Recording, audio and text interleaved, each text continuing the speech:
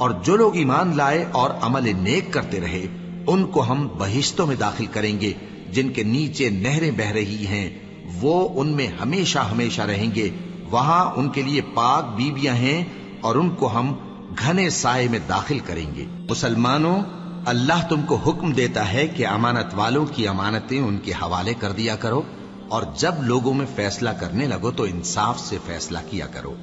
اللہ تمہیں بہت خوب نصیحت کرتا ہے، بے شک اللہ سنتا ہے، دیکھتا ہے۔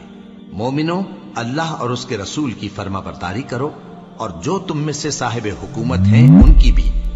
پھر اگر کسی بات میں تم میں اختلاف واقع ہو تو اگر اللہ اور روز آخر پر ایمان رکھتے ہو تو اس میں اللہ اور اس کے رسول کے حکم کی طرف رجوع کرو۔ یہ بہت اچھی بات ہے اور اس کا انجام بھی اچھا ہے۔ کیا تم نے ان لوگوں کو نہیں دیکھا جو دعویٰ تو یہ کرتے ہیں کہ جو کتاب تم پر نازل ہوئی اور جو کتابیں تم سے پہلے نازل ہوئیں ان سب پر ایمان رکھتے ہیں، اور چاہتے یہ ہیں کہ اپنا مقدمہ اللہ کے باغی کے پاس لے جا کر فیصل کرائیں، حالانکہ ان کو حکم دیا گیا تھا کہ اس کو نہ مانیں، اور شیطان تو یہ چاہتا ہے کہ ان کو بہکا کر رستے سے دور ڈال دے۔ اور جب ان سے کہا جاتا ہے کہ جو حکم اللہ نے نازل فرمایا اس کی طرف رجوع کرو اور پیغمبر کی طرف آؤ، تو تم منافقوں کو دیکھتے ہو کہ تم سے گریز کرتے اور رکے جاتے ہیں۔